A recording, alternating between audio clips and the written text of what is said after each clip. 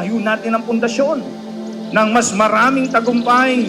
Dahil nais paranas ng Lord sa atin from breakthrough to breakthroughs. Mula saan? Sa tagumpay patungo sa mas maraming tagumpay.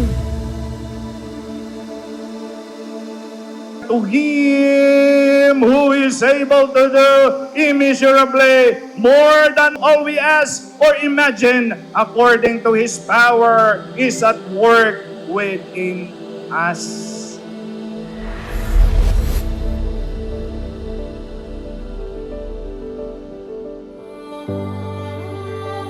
At sa buhat sa hindi maubos-ubos na kayamanan ng Diyos, ibibigay niya ang lahat ng inyong kailangan sa pamagitan ni Kristo Jesus.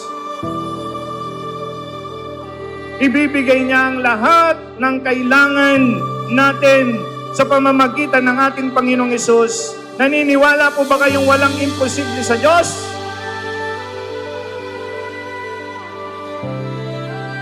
Kung ikaw ay mananampalataya, ay mangyayari ang lahat ng iyong inaasahan. Ang Diyos ay di sinungaling tulad ng tao. Ano mang sabihin niya ay kanyang gagawin. Kung mangako man siya, ito'y kanyang tutuparin.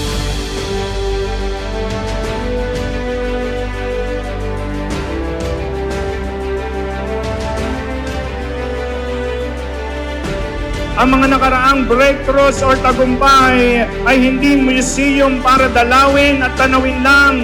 Dapat ito po ay magsilbing pundasyon para itayo ang susunod na mga tagumpay.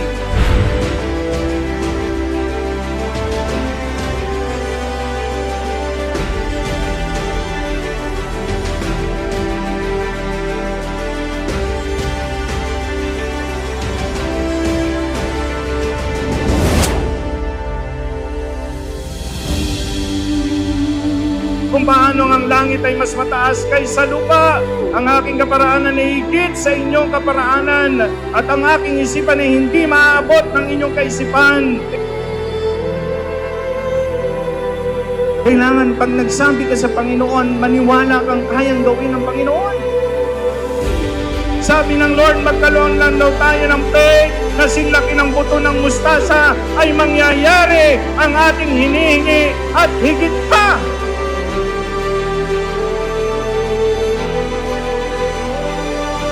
Ang kakayahan ng Diyos, tandaan po natin ito ay hindi lang pantay sa pangangailangan natin.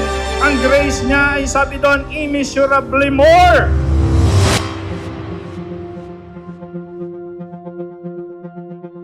Muli po, happy 40th anniversary GIL Nueva Ecija and 15th year anniversary GIL Pantabangan.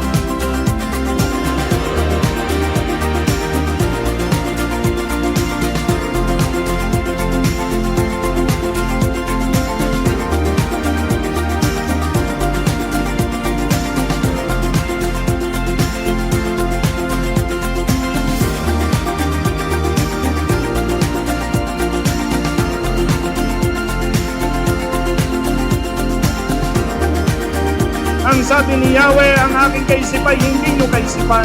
Ang inyong kaparaanan ay hindi ko kaparaanan. Na kapag tayo po ay naniwala sa gustong gawin ng Panginoon sa buhay natin, gagawin niya na tayo po ay pagpalain sa lahat sa atin pong mga buhay. Amen po ba? Palakpakan natin ang Panginoon.